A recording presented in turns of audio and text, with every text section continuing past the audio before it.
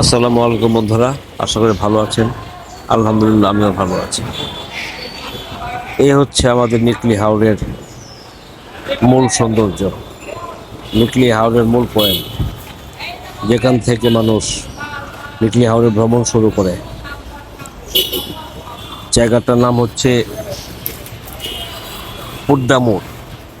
এই পুড্ডা মোড়েই নিকলি হাওরের মূল পয়েন্ট, এবং এখান থেকে মানুষ তার পানি দর্শন শুরু হয়।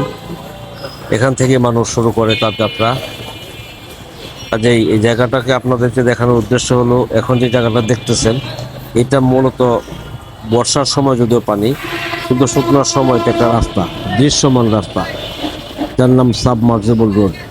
যেটা 6 মাস পানির নিচে থাকলেও রাস্তার কোনো ক্ষতি হয় না।